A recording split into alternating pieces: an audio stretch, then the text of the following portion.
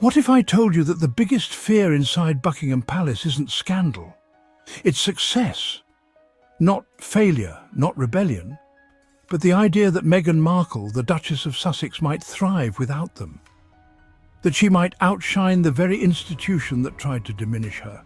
Today, we're diving into the royal hypocrisy, the subtle sabotage, and the very calculated panic erupting from the palace walls, now that, with love, Meghan and American Riviera Orchard are proving that Meghan was always destined for greatness, with or without a title. Let's rewind for a second. When Meghan married Prince Harry in 2018, the narrative from the Windsors was that she was a nobody made somebody by royal association. That the monarchy elevated her. They tried to erase Suits, her humanitarian work, her media savvy, her brand presence, and above all, her voice. Fast forward to 2025, and what are we seeing? A woman who has returned to her roots, a woman who has reclaimed her narrative. With Love, Meghan, a successful lifestyle series that reflects warmth, culture, and authenticity. With American Riviera Orchard, a brand rooted in elegance, intentionality, and yes, Meghan's own California soul. And now that she's succeeding on her own terms, what are the Windsors doing? Clutching their pearls in faux confusion, leaking stories to the press about how they hope it does well, while simultaneously feeding royal commentators just enough resentment to whine on cue. She's using her married name. She's not mentioning the royals. She's only relevant because of Harry. She's not that successful. Let's talk about the truth. The royals were never worried about Meghan failing. They were worried about Meghan winning. From the beginning, there were attempts to control. The royal institution, steeped in centuries of tradition, sought to maintain its image at all costs. To mould Meghan into their image, they imposed countless rules and expectations. She was expected to fit into a predefined mould, one that left little room for her own identity. Whispers of protocol and tradition followed her every move. Every gesture, every smile, every word was analysed through the lens of royal decorum. The press, often a tool of the palace, amplified these whispers. Headlines and stories were crafted to shape public perception, often at the expense of her true self.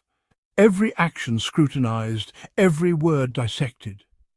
The relentless media attention created an atmosphere of constant surveillance and judgment. They sought to diminish her, to erase the individuality that made her so captivating. The pressure to conform was immense, and the weight of expectations was heavy, but Meghan possessed a quiet strength. Beneath the surface, she harbored a resilience that refused to be extinguished. She understood the power of her own voice. In moments of clarity, she found ways to express her true self, to connect with others on a deeper level. Even as they tried to silence her, she found ways to speak her truth. Through her words and actions, she carved out a space for her own narrative, one that could not be easily erased. With Love, Meghan was more than a lifestyle brand. It was a declaration of independence, a return to her roots, a chance to connect with the world on her own terms. The American Riviera Orchard project further solidified her vision. It showcased her commitment to sustainability and community, values that resonated far beyond the gilded cages of royalty. With each endeavour, Meghan chipped away at the palace walls. She proved that her strength came not from a title, but from within. Section 4. A Kingdom of Whispers. In the heart of the kingdom, whispers were the currency of power. Every glance, every hushed conversation carried weight, shaping the destiny of those within the palace walls. The reaction from the palace was predictable. The grand facade of the palace hid a world where tradition reigned supreme, and any deviation was met with resistance, a mixture of feigned indifference and thinly veiled displeasure. The courtiers, with their practiced smiles and cold eyes, masked their true feelings behind a veneer of politeness. Whispers of disapproval echoed through the hallowed halls. The walls themselves seemed to carry the weight of centuries of judgment, amplifying every murmur of dissent.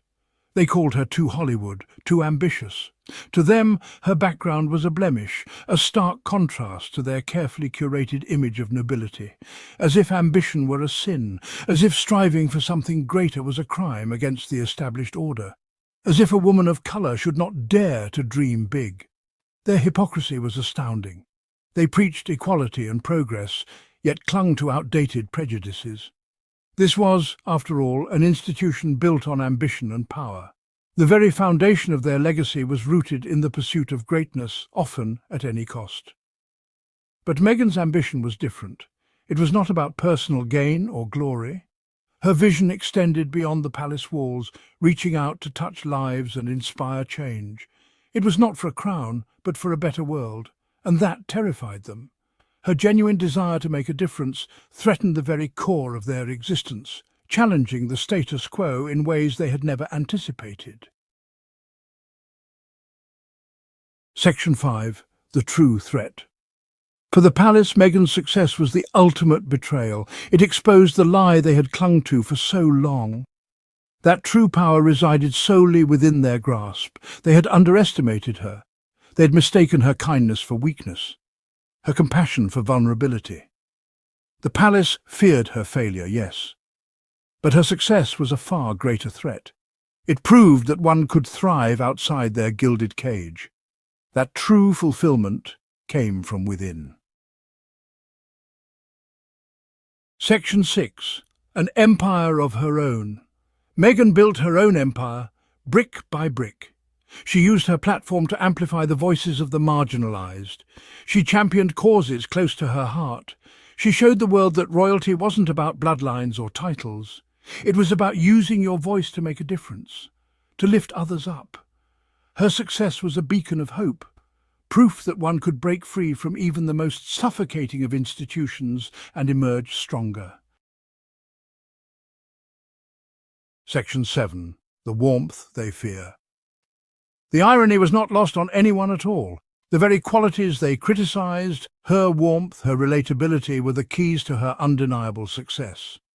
Meghan connected with people on a human level. She spoke their language. She understood their struggles deeply.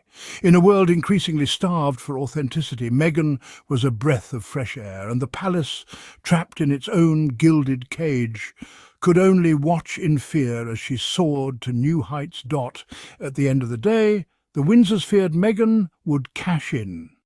But what they really feared was that she'd cash out on her own terms, with her own brand, and with a global audience that never needed a crown to adore her. This is Meghan and Harry Tales. Don't forget to like, subscribe, and drop your thoughts in the comments. Until next time.